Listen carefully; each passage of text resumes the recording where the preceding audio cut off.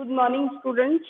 आज का जो हमारा टॉपिक है वो है सब्सक्रिप्शन से रिलेटेड प्रॉब्लम। देखिए, जब भी कोई कंपनी पब्लिक में शेयर ऑफर करती है तो ये तो पब्लिक की डिमांड पर डिपेंड करता है कि कंपनी के पूरे शेयर खरीदे जाएं, या फिर हो सकता है जितने उसने इशू किए हैं उससे कम शेयर परचेज किए जाएं, और हो सकता है कई बार कंपनी के शेयर्स की इतनी डिमांड होती है या वो कंपनी इतनी पॉपुलर होती है कि लोग जितने शेयर कंपनी ने ऑफर किए हैं या इशू किए हैं उससे ज्यादा के लिए एप्लीकेशन दें। ये तीन कंडीशन हो सकती है ना, कि मान लीजिए अगर किसी कंपनी ने 10,000 शेयर्स इशू किए तो पूरे के पूरे 10,000 शेयर पब्लिक खरीद ले। एक पॉसिबिलिटी ये हो सकती है, यानी इस पॉसिबिलिटी को कहते हैं full subscription. When issued shares are equal to applied share, that situation is known as full subscription. ठीक है, जब कोई कंपनी जितने शेयर्स इशू करती है उतने ही शेयर्स पब्लिक क्या कर ले, खरीद ले। एक मिनट बेटा, हाँ ये रिकॉर्डिंग चल रही है, मैं अभी मत किया करो। हाँ, तो जब कोई भी कंपनी जितने भी शेयर्स को इशू करती है उतने ही शेयर्स अगर पब्लिक परचेज कर ले तो उस कंडीशन को क्या बताया, क्या बोला जाता है, फुल सब्सक्रिप्शन। लेकिन अगर कोई कंपनी जितने नंबर ऑफ शेयर्स पब्लिक को ऑफर कर रही है या पब्लिक में इशू कर रही है और पब्लिक उतने नंबर ऑफ शेयर्स से कम शेयर्स परचेज करे, तो कम की एक लिमिट है, मिनिमम कितना सब्सक्रिप्शन होना चाहिए कंपनी एक्ट के अकॉर्डिंग, 90%। तो मिनिमम 90% सब्सक्रिप्शन, यानी वो कैसी कंडीशन होगी, अगर मान लीजिए 10,000 शेयर्स किसी कंपनी ने इशू किए हैं और उसमें से 9,000 शेयर्स ही पब्लिक ने परचेज किए हैं। 9 से कम करेगी तो आगे का वर्क होगा ही नहीं। लेकिन हाँ, मान लो 9 से 10 के बीच में किसी भी फिगर में पब्लिक ने शेयर्स खरीदे हैं तो भी उन कंपनीज को ये राइट होता है कि वो अलॉटमेंट प्रोसेस करें।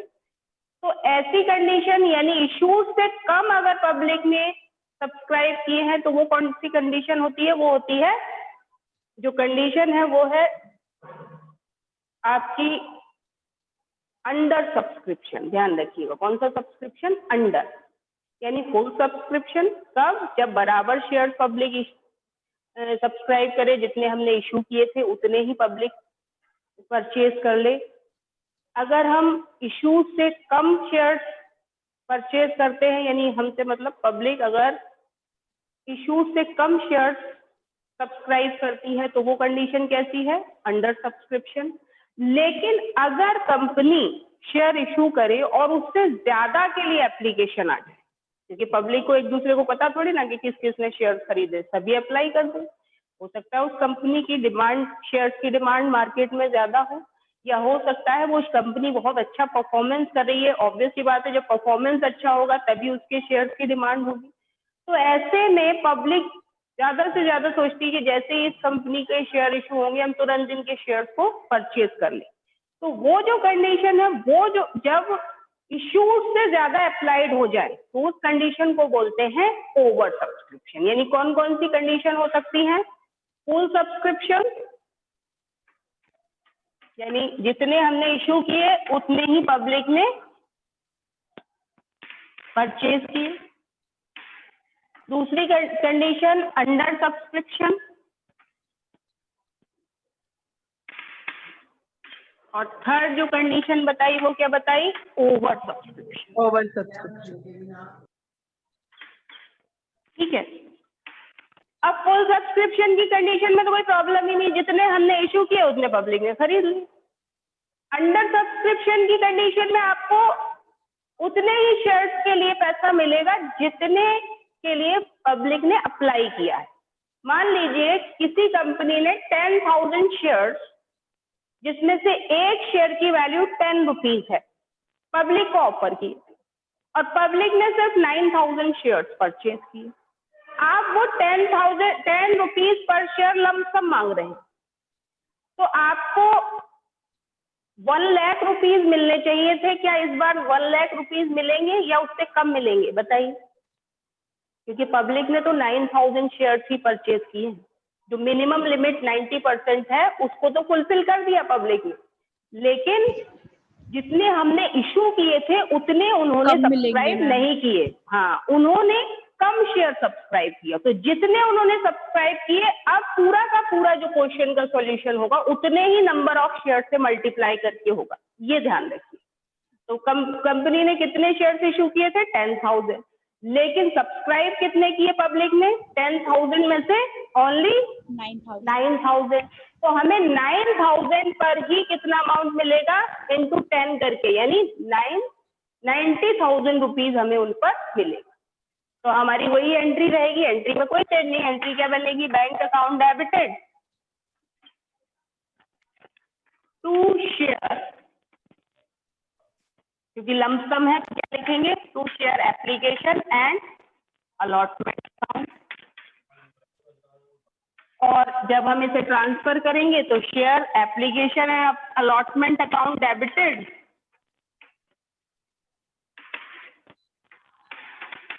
To share capital account. दोनों एंट्रीज में क्या क्या चला जाएगा? अमाउंट 90,000। अगर फुल सब्सक्रिप्शन होता तो वहां पर एंट्री अमाउंट पर क्या इफेक्ट पड़ता है जरा बताइए? उसमें पूरा फुल सब्सक्रिप्शन है, यानी अगर हम लमसम ले रहे हैं पूरे 10 रुपए एक साथ एप्लीकेशन के साथ, तो हमारी एंट्री कितने से बन जाती? 1 लाख से, क्योंकि 10,000 इशू किए, पब्लिक ने 10,000 की सब्सक्राइब कर लिए, तो 10 पर ₹10 से कितना मिल जाता? 1 लाख।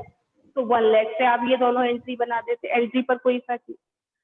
अब प्रॉब्लम कहाँ आती है? प्रॉब्लम आती है ओवर सब्सक्रिप्शन में, और यही शेयर्स पे समझने का बहुत इंपॉर्टेंट टॉपिक भी है, क्योंकि ये आगे जाकर भी जितने पार्ट्स होते हैं शेयर्स के कॉम्प्लिकेशन वाले, वहां पर आपको थोड़ा सा इसमें समझने की ज्यादा जरूरत है। ओवर सब्सक्रिप्शन मीन्स क्या बताया? इशू शेयर से ज्यादा शेयर्स के लिए एप्लीकेशंस आना पब्लिक की तरफ से।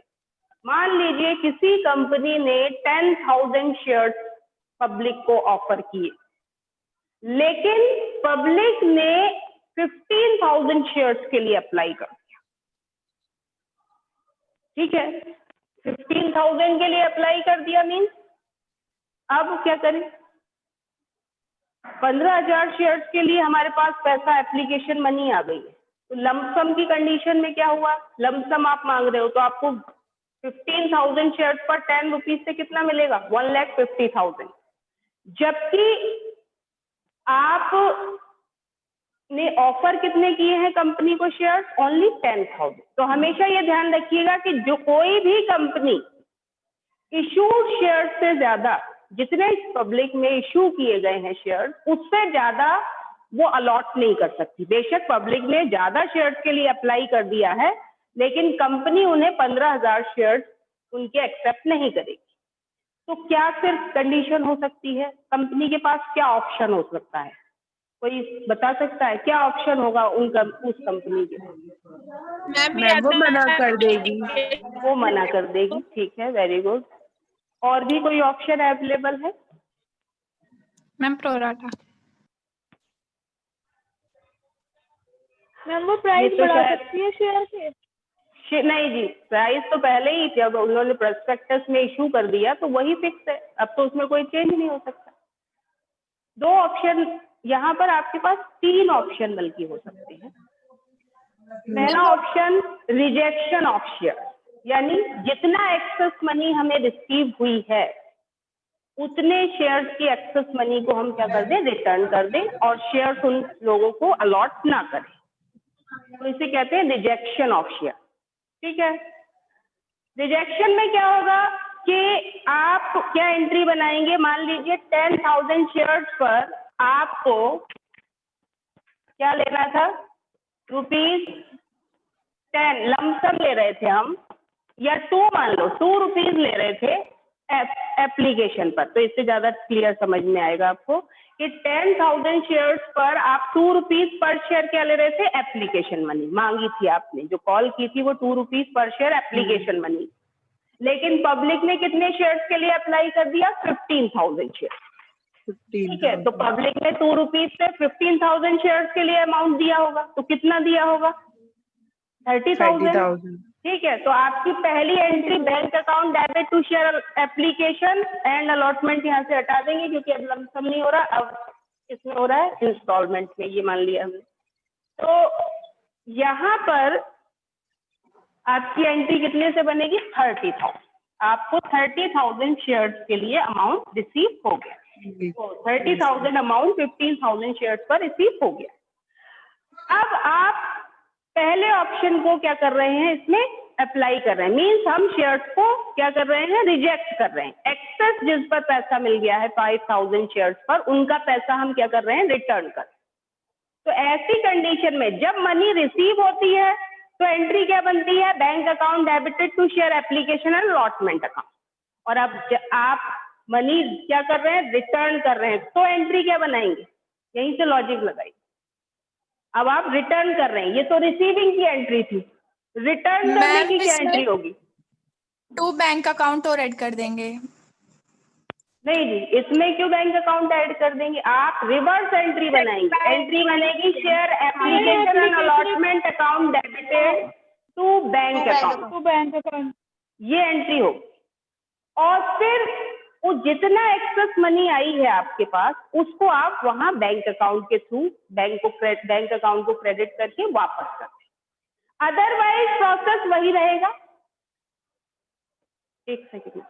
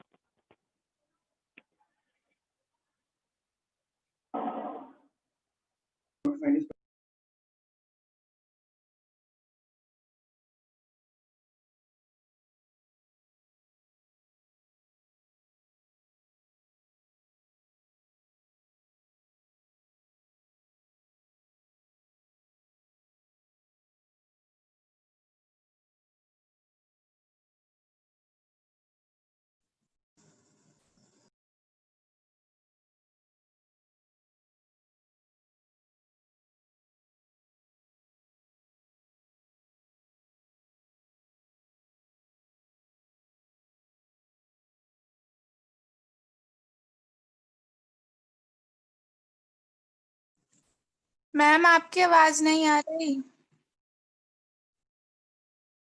Yes ma'am. मैम आपकी आवाज नहीं आ रही। मैम को हमारी आवाज सुनाई नहीं दे रही। मैम आवाज नहीं आ रही है आपकी। मैम को सुनाई नहीं दे रही हमारी आवाज। मुझे लग रहा है प्रॉब्लम है कुछ।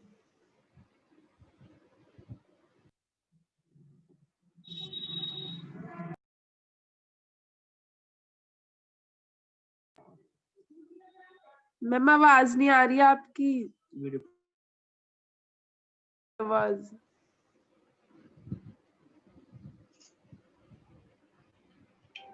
मैम तो लगी पड़ी है। हाँ, आवाज नहीं आ रही कुछ सुनाई भी। नहीं दे रहा हमारी आवाज।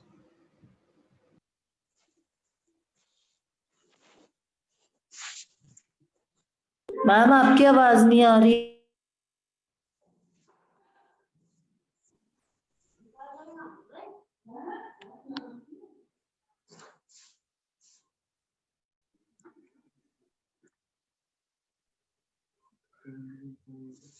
मैम आपकी आवाज नहीं आ रही। पलक तेरी पहुंच रही है मैम। हमारी नहीं जा रही।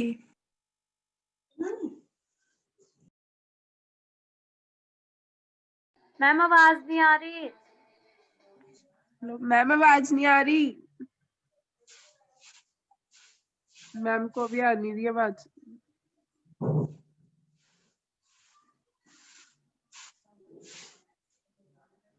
मैम आवाज नहीं आ रही।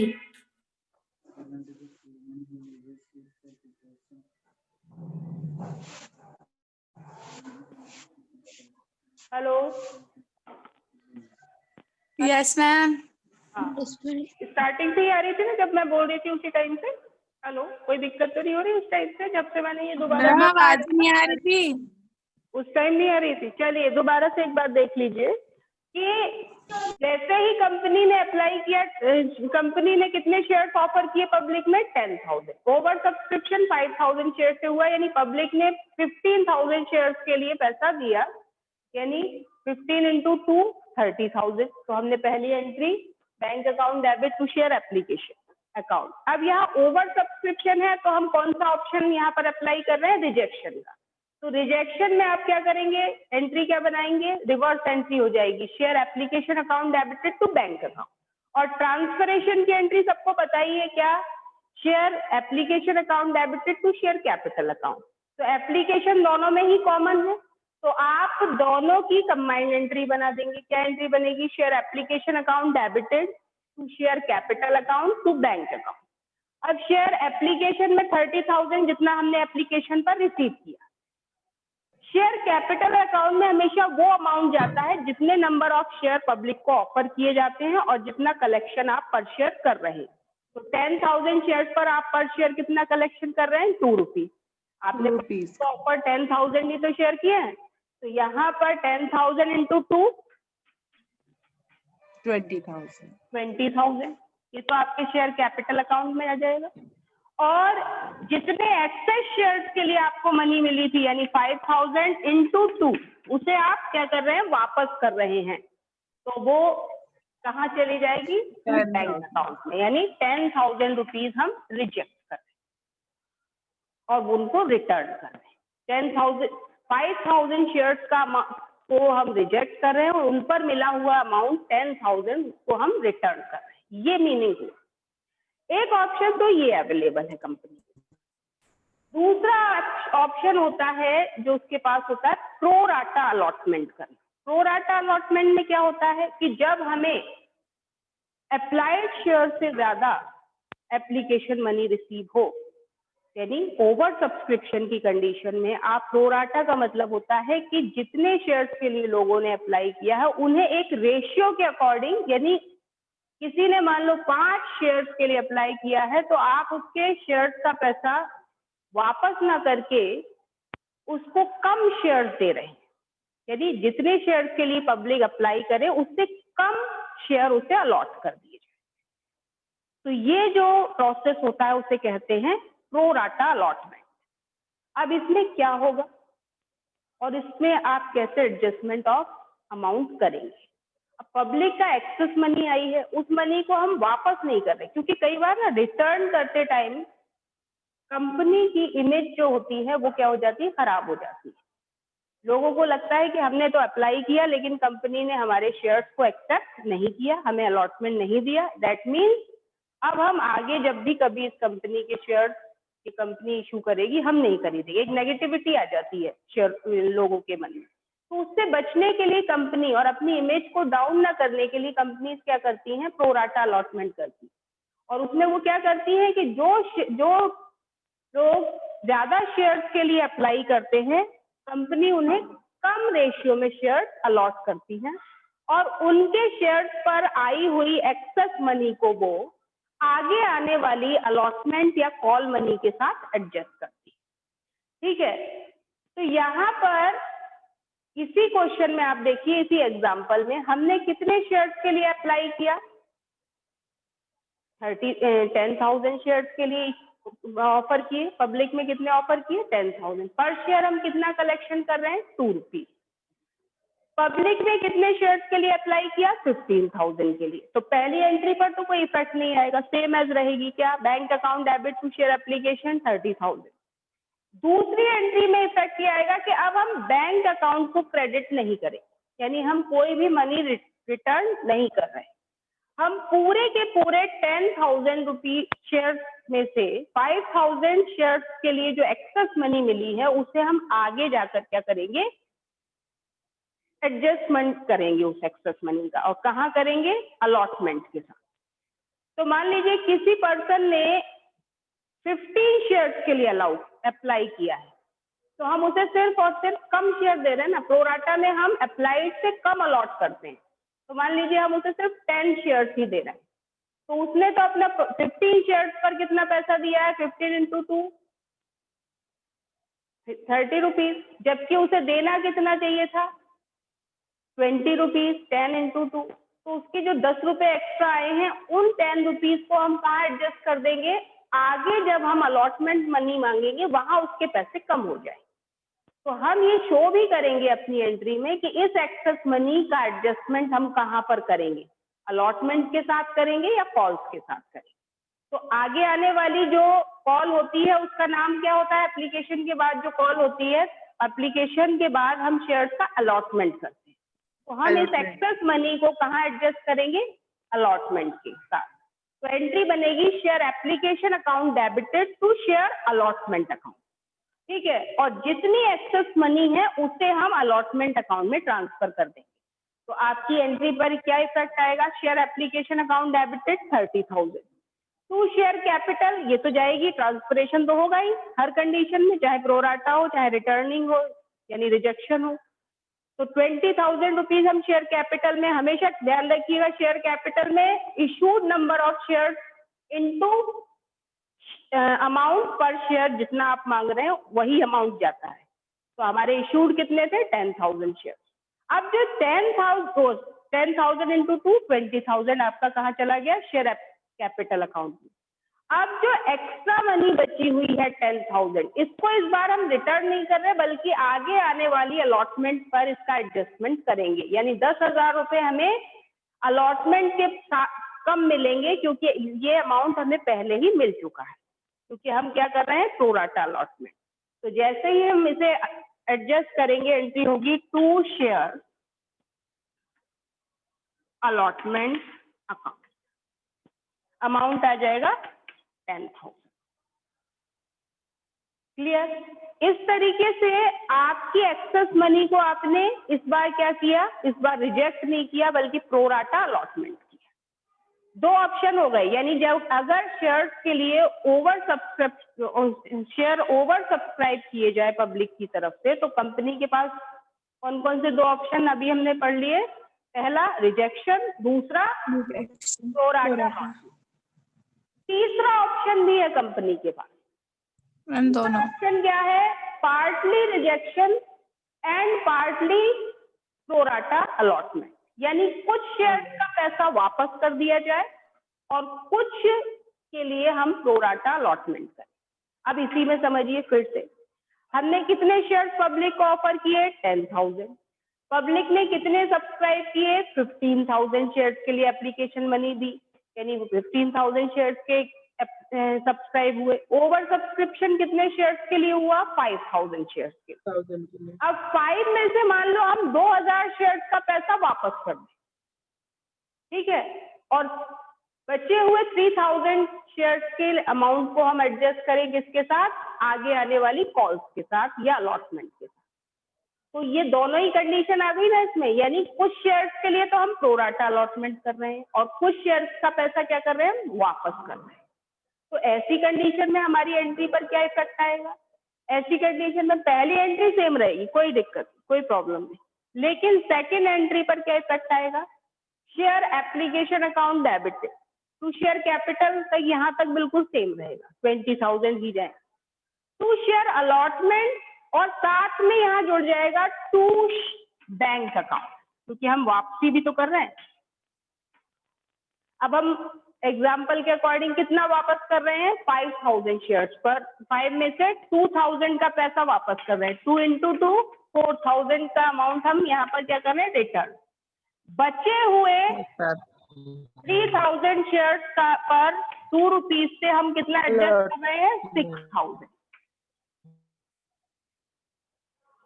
यानी 15 में से 2,000 शेयर्स का अमाउंट तो हमने रिटर्न कर दिया, तो 2,000 इंटू 2 4,000 रुपीज हमने वापस कर दी, और 10,000 जितने हमारे नंबर ऑफ शेयर इशूड थे उससे 2 को मल्टीप्लाई किया तो जो अमाउंट आया उसे हमने शेयर कैपिटल अकाउंट में ट्रांसफर कर दिया। अभी भी कितना बचा, 10 + 2 12 हो गया, जबकि एप्लीकेशन कितने के लिए आई थी 15,000 के लिए। तो एक्सेस मनी अभी जो 3,000 शेयर्स पर जो 6,000 है, इसका एडजस्टमेंट हम कहाँ करेंगे, अलॉटमेंट। तो ये जो कंडीशन है, ये कौन सी कंडीशन है? This condition is known as partly pro rata partly rejection. यानी ओवर सब्सक्रिप्शन के टाइम पर कंपनी के पास 3 ऑप्शन अवेलेबल होते हैं, उनमें से वो किसी को भी अप्लाई कर सकती है। कौन कौन से 3 option? Number 1 rejection, number 2 rejection, number 2 क्या बताया? प्रोराटा अलॉटमेंट, और number 3 partly rejection partly pro rata allotment. Pro rata. ठीक है, तो वो दोनों का कॉम्बिनेशन है। जो 3rd ऑप्शन है वो क्या है? दोनों का कॉम्बिनेशन। तो इस तरीके से आप इन क्वेश्चंस की सिचुएशंस को समझिए।